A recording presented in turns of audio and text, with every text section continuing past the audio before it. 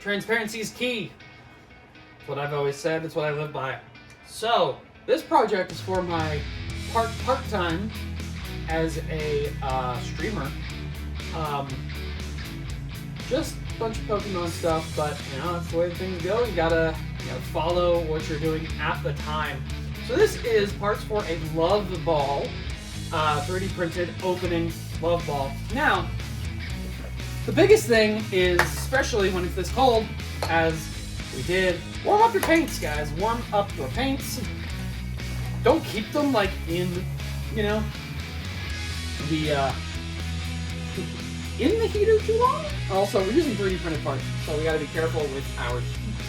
But first thing, obviously, is to base coat all this stuff. Same thing we do with Nerf stuff. Gotta base coat everything. This is white vinyl dye. This does not want to operate in anything less than about 70 degrees. Which is why I don't like using it in cold. But it gives me such a nice base coat. I'm gonna frickin' try anyway. It's doing it. Not happy about doing it, but it's doing it. Always get all your angles. And especially in the cold, don't overpaint. Don't overpaint. Next up, this needs to be black. This is the insert for the Pokeball and what you're going to see in the stripe in the middle. So, we have our black Krylon, which I have used in the cold, and it is a little thicker than I would like, but not as thin as the vinyl dye.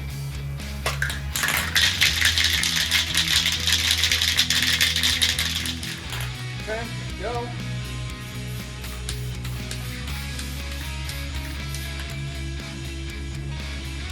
Pretty well. Side angle. Again, not too much. I can only imagine that's the other side angle. Over the tops again. Okay, and that is going to be that on that. Now, vinyl dye dries pretty quick, so I can already touch this without getting any on my finger. So, we can just pop this up for a second coat. The Krylon dries really quick too in the summer, not so much in the fall or winter. Spring is pretty good. So, I normally don't do a lot of color mixing. I usually don't. I usually use vinyl dye, or aka Duplicolor, or I'll use Krylon, or I will use Rust-Oleum. I don't normally do a combination of them, but I have been learning recently that you can do whatever the hell you want. Paint's not cheap. Rust-Oleum and Krylon are going to be cheaper than your Duplicolor, especially when you start getting into like your color match stuff. This is like almost 12 bucks a can these days, and that is astronomical and way too much, I think, for paint. Then again, nothing's made here. Jokes can ensue.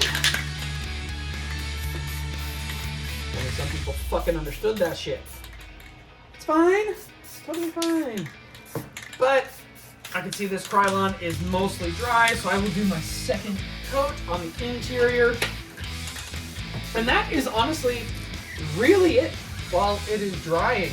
But that is how I set up my little mini painting booth. You'll see this little hook right here is just on some extremely heavy-duty fishing line and a jewelry clip that I use for hanging smaller parts, like through screw holes for Nerf stuff, and or like maybe I would have hung the heart, but I doubt it. But it's a good option where you can get full 360 coverage and you don't have to touch your part. And yeah, that is a little mini outdoor painting in winter tutorial. Not really a tutorial, guys, just how I paint in the winter. You gotta do what you gotta do to get what you gotta get done. If y'all have seen any of my Merge Masters stuff from in April, May, March, April, May, you will see I was using this setup as well as just the heater in general. But it works really well. Don't knock it till you try it.